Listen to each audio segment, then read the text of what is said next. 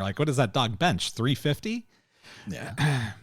So it's like a jail body dog, you know? Jail body. Yep. Yeah, it's working out in the yard. Yeah. Lifting weights and stuff. Just filling up 5-gallon jugs with water in its cell and curling them. And then it goes back to its cell and eats a breakfast burrito. Yeah, for that. yeah, that it made using the electricity from the light. It's got tattoos. So we find out that Wendy decided to stay in Kentucky. We knew that. She claims it's because her apartment in Miami is too small, and they rent this giant house from Mike, the hardware store guy. Last scene, giving us this. She just flashed me her titties and scooted out the back. So, yeah, that's been a while since we've seen that, heard that clip, right? Yeah, it's been a little bit. But yeah. I will say this: I love the character consistency with Mike, because what we eventually find out happens is Wendy Crowe charmed him into giving that, essentially renting his house to them and his hunting cabin at the same time. Yeah. And so he's got a weakness for pretty girls. Who doesn't have a weakness for pretty girls? Yeah, that's what their superpower is. That is their superpower. So she stay in Kentucky. She rents this giant house. Allison gets all the paperwork done. As she's leaving, Danny's harassing her further with the dog, and she's very shaky on her way out, and justifiably, I think, although you shouldn't do this while you're driving, lighting up a joint on her way, driving away from the Crow's house. And while she's doing that, she gets run off the road and crashes her car into a ravine. And Danny is there identifying himself by barking at her from the top of the ravine. So clearly sending a message to her and Raylan. We get this kind of the best way I could describe it was sitcom-y scene at the marshal's office, because you've got they're assigning duties. Raylan volunteers for shit detail. Everybody's surprised why Raylan is volunteering for shit detail, and Rachel then joins in to volunteer for shit detail because she knows something's up. And so it's like this whole, why did you volunteer? And then they get to the elevator and they're like, we better come up with a story because everybody's going to think we're, finding an excuse to go to storage together.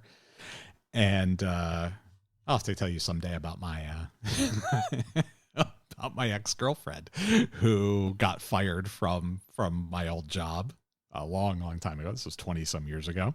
When you were doing retail at a certain place that we won't talk about? Doing retail at a certain place that I can't talk about, who got fired because she was banging her boyfriend in the stock room. To be fair, who among us has never done that? Yes, exactly. Let he who is without sin cast the first stone. So as they're heading to the storeroom, Allison comes out of the elevator. Her face is bruised. Raylan's face is bruised. They look at each other like, how did that happen? It's very, like I said, very sitcom-y sort of moment. And Raylan finds out what happened with Allison, and Allison finds out what happened with Raylan, and Raylan decides he's going to head off to confront Danny. And Rachel says she's going to accompany him. Neither one of them are going downstairs to count bullets, which is what they told Art they were going to do. They're going to go to Harlan anyway, instead. And they use their intuition as a guide. Yes. Not following orders from Art. It's like, we don't really want to work. We'd rather make somebody's life difficult today. So we're going to go do that instead. And we get this kind of interstitial scene with Daryl, who's kind of he's looking for JB, and he's asking Danny about where he is. Danny and Kendall deny knowing anything, but clearly, Daryl susses out that they know something, and Danny makes up a story about JB saying that Daryl can't lead and they're done here in Kentucky and he's going back to Florida, blah, blah, blah. So Daryl assumes that that's what happened to JB, not that he got, 40 shot holes put in him by a sawed-off shotgun. Yeah. I think, again, it stretches credulity from me that Daryl hasn't figured out that Danny killed JB. There's no way that Danny and Kendall, that brain trust, cleaned up that murder scene to the point where Daryl realized, oh yeah, nothing happened here, right? It's just not possible. Yeah. It's just not possible. There's a couple of things in this episode that kind of that stretch that credulity a little bit. We'll talk some more about that. I like the idea of like somebody has a party and they break the furniture and then the parents come in, right? And then they sit and then the chair falls apart or whatever. Yes. Yeah. That's exactly what happened at that warehouse. It's exactly right. It's like the scene at the end of Weird Science where the magic puts everything back the way it was as the parents are coming in. That's right. So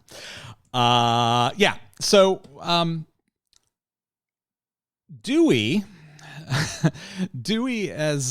is depressed, I would say, is the best way to describe Dewey Crowe. He's trying to sell his pool. He's given up on his dream, trying to sell his pool. And the buyer figures out that he's being conned because he notes the blue duct tape that Dewey used to hastily patch up the giant hole in the side of his pool, and realizes he's being conned. And Dewey at that point decides, you know what? I'm not done fighting for my dream. I want my dream. I'm going to keep fighting for my dream. And so he and Danny cook up a little plan, and it's unadulterated brilliance. I'm gonna play a little clip of it here. Danny, what the hell happened? What's the matter? Guys around here think buying a drink buys them a license to talk shit. Now, which one's his? Someone there, I believe. Oh, God. This whole place is ass backwards, Dewey. You know that? How you doing, sweetheart? Yeah, God damn it, I was having a good hair day. Yeah, I ask you something, Danny? If I get Daryl the money I paid Boyd for Audrey's, do you really think he'd leave Kentucky? Well, he produced that type of cash. We'd all like to cut this shithole loose.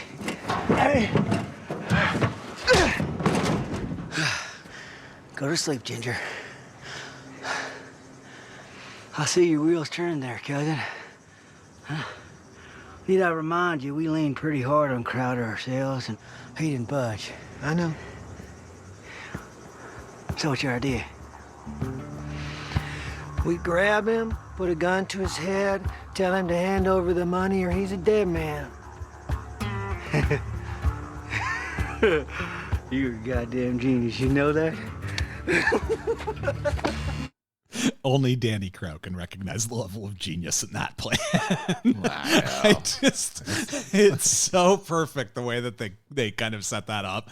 He comes up with this. Danny laughs, and you're thinking Danny's laughing to say, "Are you kidding me? That's never going to work." And instead he's like, "You're a genius." And he really thinks he's a genius, too. It's like Dumb and Dumber, where he's like, you do something like this and totally redeem yourself. That's right. So this brain trust decides that they're going to go muscle Boyd. And they show up at Boyd's, they show up at the bar, at Johnny's bar, and Carl's there. Carl's the only one. Boyd's not there. And they have a little bit of a conversation with Carl, and then pull a gun on him. And Carl explains that you guys are making a very, very large mistake, and then almost takes them both out. He gets the upper hand on them momentarily, but eventually they take him down, take him hostage. They put him in the trunk of their car and leave him there for a while because they want to ransom him back to Boyd. It's just, it makes me laugh because it's so funny to hear Carl say to them, hey, do you think you can muscle Boyd Crowder? Because he thinks they're there, and it turns out they are there to try and muscle Boyd Crowder. And he's like, do you think you can muscle Boyd Crowder? Are you crazy? And they kidnap him and take him hostage to muscle Boyd Crowder. Yeah. It's like, you guys have had multiple opportunities to think about how bad of an idea this is, and you just didn't. So, we get the scene with Ava and her lawyer, where she figures out she's basically screwed. So what do we learn in this moment, in this conversation between Ava and her lawyer? We learn that the prison guard who stabbed himself and said that she stabbed her is gone into hiding. He can't be found. Nobody knows where he is. We learn that the security cameras were off. Weird. Good thing that doesn't happen in real life. Yeah. Totally weird. So the Illuminati's after Ava Crowder. It's obvious. Epstein didn't kill himself. Hashtag. Yeah. And Boyd sent a message of sorts to her. It basically says, sorry, I'm not there. You're going to be all right. You got this. See you soon, Boyd. Thoughts are with you. Yeah, thoughts and prayers. Yes. So, and then she asked the lawyer, hey, can you help me? And he's like, hey, look, I'm actually a pretty good lawyer. I know you guys hired me to put headphones on, but I can actually do this job pretty well too. So he starts working on a way to get Ava out of the state pen. And also has her released from protective custody or from ADSEC, administrative security, to the general population, Gen Pop.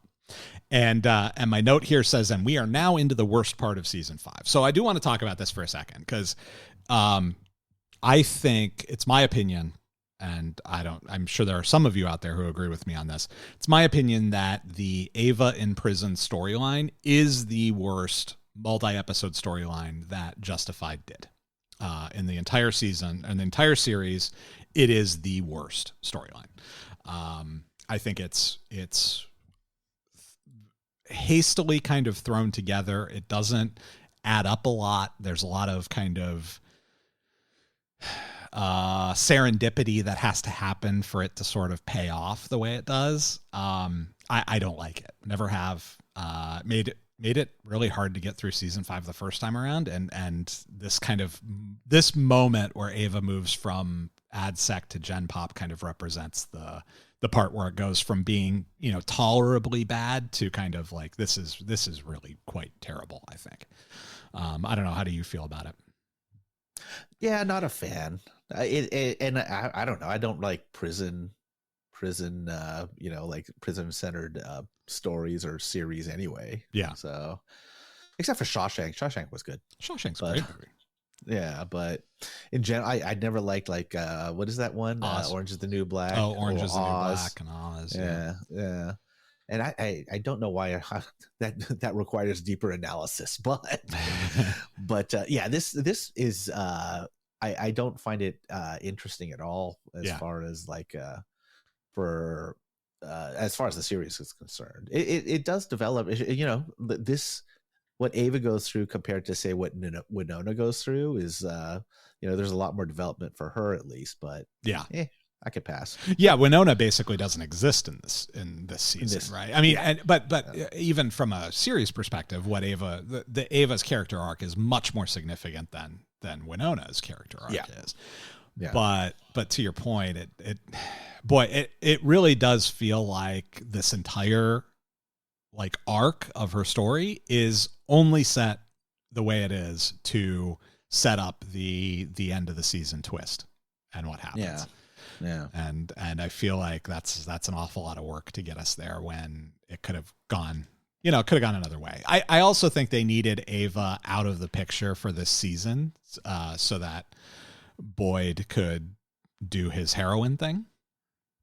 But I don't know. I've never liked it. On rewatch, it doesn't feel like it gets any better. And so